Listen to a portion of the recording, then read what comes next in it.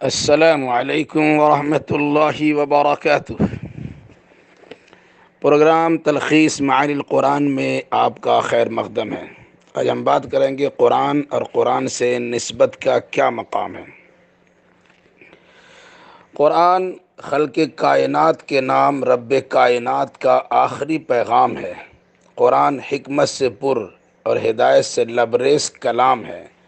قرآن سائنسی ایجادات و اکتشافات کا محور و مرکز ہے۔ قرآن شکوک و شبہات سے پاک، ریب و منون سے صاف، ابدی و سرمدی حیات جاویدانی عطا کرنے والی ایک روشن دلیل ہے۔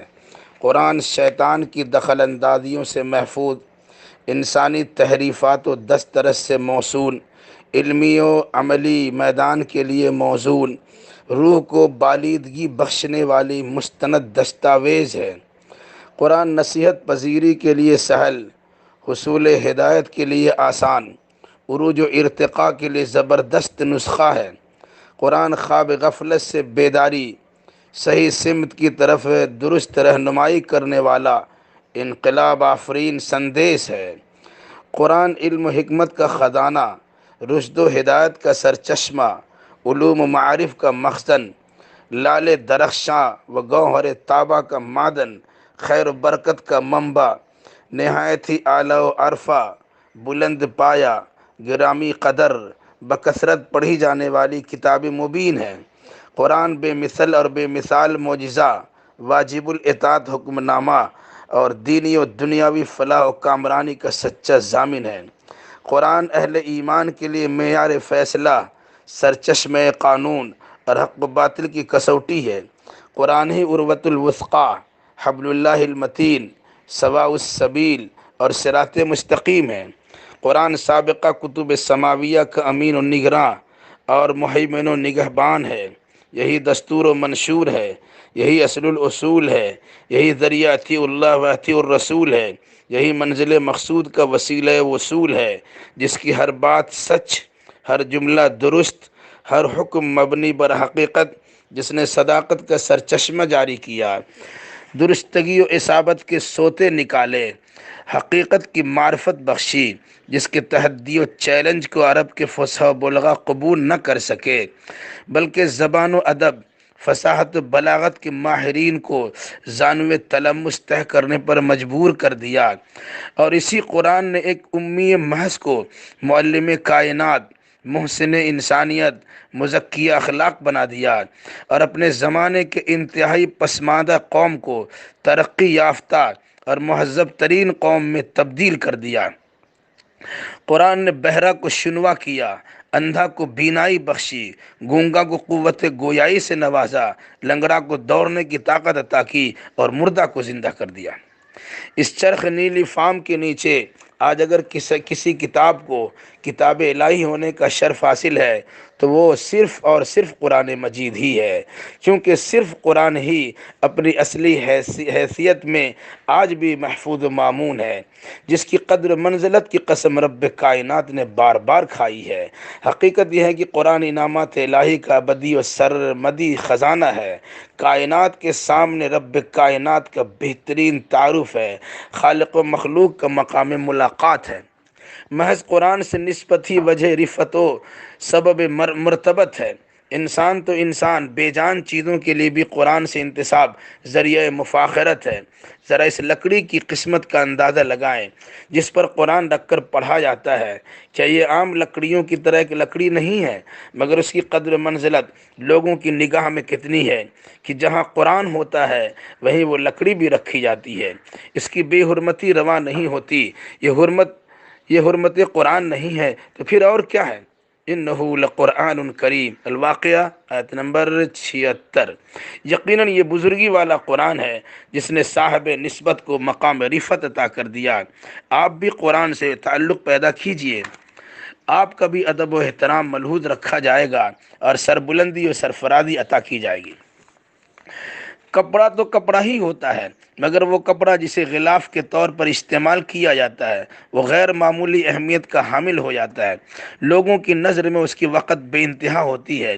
انسان نہاتا دھوتا ہے، لباس فاخرہ زیب تن کرتا ہے، بڑے ادب و احترام سے الماری کے اوپر سے غلاف میں ملحوف قرآن مقدس کو اتارتا ہے، وہ غلاف جو گرد و غبار سے اٹا ہوتا ہے اس کا بھی پاس و ادب ہے، اس کی بھی بے حرمتی گوارا نہیں ہے، بلکہ بحفاظت اسے پاک صاف مقام پر رکھا جاتا ہے۔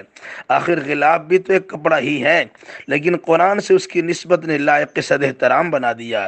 یہ رفت قرآن نہیں ہے تو پھر کیا ہے؟ مرفوعۃ مطہرہ، بلند بلند مرتبہ پاکیزہ کلام ہے۔ آیت سورہ عبس آیت نمبر 14۔ جس نے صاحب انتصاب کو عروج و ارتقا بخشا، آپ بھی قرآن مبارک سے اپنا رشتہ استوار کیجئے، یقیناً آپ کی بھی بھرپور تعظیم و تکریم کی جائے گی، اور لوگ آپ کو بھی اپنے قریب سے قریب تر کرنے میں قباحت محسوس نہیں کریں گے۔ کاغذ اور ورق مختلف اشیاء کے لیے مستعمل ہوتا ہے، اس پر قرآن بھی لکھا جاتا ہے اور اخبارات بھی شائع ہوتے ہیں، مگر اس کاغذ کی قسمت کا کیا کہنا جس پر آیت قرآنی کی کتابت ہوتی ہے۔ آیت قرآنی تو بہت بڑی بات، صرف زبان قرآنی عربی کے چند حروف مکتوب ہو تو اس کی بھی شان بڑھ جاتی ہے۔ ایک شرابی و کبابی بھی اس کاغذ کی بے حرمتی گوارا نہیں کرتا، بلکہ اسے اٹھاتا ہے اور اپنے عقیدہ و نظریے کے مطابق سینے سے لگاتا، آنکھوں میں بساتا، ہونٹوں سے سٹاتا اور محفوظ و پاک مقام پر اسے رکھ دیتا ہے۔ یہ عظمت قرآن نہیں ہے تو پھر اور کیا ہے؟ وَلَوْ شِئْنَا لَرَفَعْنَاهُ بِهَا، اور الاعراف آیت نمبر 176۔ اگر ہم چاہیں تو ان آیات قرآنیہ کے ذریعے انہیں بلند بالا کر دیں، جس نے صاحب تعلق کو اونچا مقام تک پہنچا دیا۔ آپ بھی فرقان حمید کی عملی تصویر و تفسیر بن جائیے، آپ کو بھی تحت الثری سے اٹھا کر مقام ثریا تک پہنچا دیا جائے گا۔ چاہتے سب ہے کہ ہو اوج ثریا پہ مقیم، چاہتے سب ہے کہ ہو اوج ثریا پہ مقیم، پہلے ویسا کوئی پیدا تو کرے قلب سلیم۔ نسبت قرآن ہی وجہ افتخار ہے۔ ماہ رمضان عظمت نشان اسی لیے ہے کہ قرآن کا نزول اس ماہ میں ہوا ہے، جس کے صفات شکریہ میں پورے رمضان مبارک کے روزے فرض ہوئے۔ تمام مہینوں پر جس ماہ کی فضیلت مسلم، جس کے روزے کی اہمیت مبنی بر حقیقت، ماہ رمضان اسی لیے بابرکت مہینہ کہلایا کہ اس میں انسانیت کے نام رب کائنات کا آخری پیغام رحمانی کلام کا نزول ہوا۔ برکتوں، عظمتوں، رحمتوں اور مغفرتوں والا ماہ رمضان نزول قرآن کی نسبت ہی سے شرف و بزرگی والا مہینہ قرار پایا۔ شہر رمضان الذی انزل فیہ القرآن، البقرہ آیت نمبر 185۔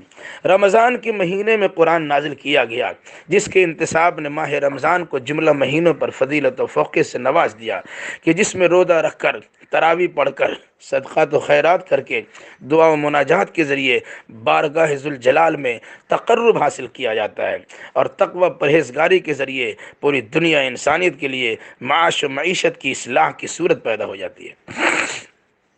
رمضان کے آخری عشرے کی طاق راتوں میں سے ایک رات شب قدر ہے، ہزار مہینوں سے بہتر اسی لیے اسی قرآن کے نزول کی برکت سے ہے۔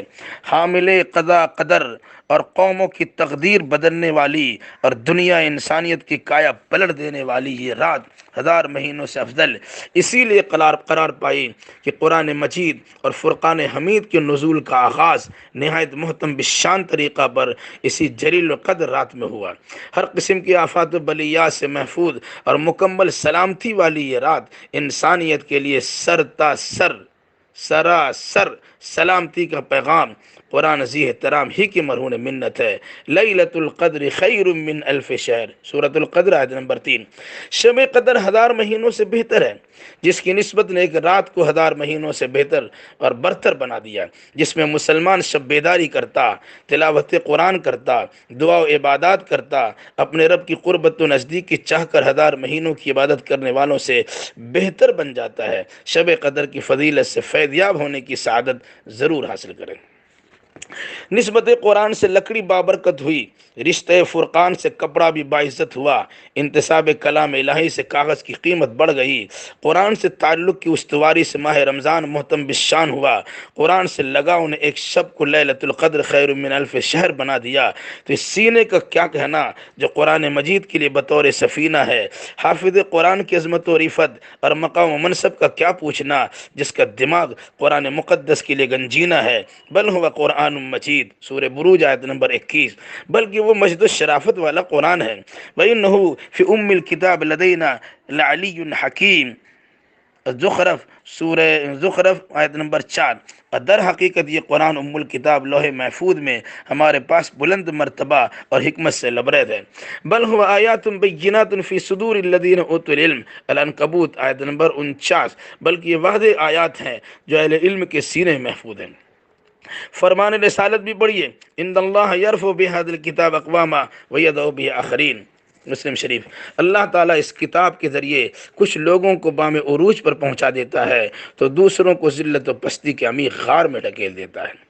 اسی قرآن کا کرشمہ قدرت ہے کہ محمد ابن عبداللہ نبی آخر الزماں، سرور کون و مکہ، ہادی انس و جاں، صاحب قاب قوسین ودنا، حامل قرآن، شارح فرقان، صاحب طبیان و برہان، فصیح البیان و بلیغ اللسان، بلکہ قاری نظر آتا ہے حقیقت میں ہے قرآن، ولیکن رسول اللہ و خاتم النبیین، الاحزاب آیت نمبر 40۔ بلکہ آپ اللہ کے رسول اور خاتم النبیین ہیں۔ وہ اللہ نے ہمیں دو قرآن عطا کیا ہے، ایک علمی قرآن ہے تو دوسرا عملی قرآن ہے، ایک ساکت اور ایک ناطق۔ اللہ نے دونوں پر کامرانی و کامیابی کا اللہ نے انہی دونوں پر کامیابی و کامرانی کا انحصار رکھا ہے۔ ذلت و خواری سے نکلنے کا راستہ، عزت و سرفرازی کا واسطہ انہی دونوں کو بنایا ہے۔ تو آئیے ہم سب مل کر عزم مصمم کریں کہ اپنا کھویا ہوا وقار واپس لانے کے لیے قرآن تعلیمات کو عام کریں اور رب کائنات کا آخری پیغام قرآن مجید کو دنیا انسانیت تک بحسن خوبی پہنچا دیں کہ اسی میں ہماری اور انسانیت کی بھلائی ہے، ورنہ کہیں ایسا نہ ہو کہ ہم وہ زمانے میں معزز تھے مسلمان ہو کر اور ہم خوار ہوئے تاریک قرآن ہو کر کا مصداق بن جائے اور دوسروں کی سرفرازی دیکھ کر للچاتی نگاہ سے حسرت و یاس کو یاد کرتے ہی رہ جائیں۔ اللہ جملہ مسلمانوں کو کتاب و سنت کی عملی تصویر بننے اور ان کی نشر و اشاعت کی کما حق و توفیق میں رحمت فرمائے، آمین یا رب العالمین۔ محمد معروف السلفی۔ السلام علیکم ورحمۃ اللہ وبرکاتہ۔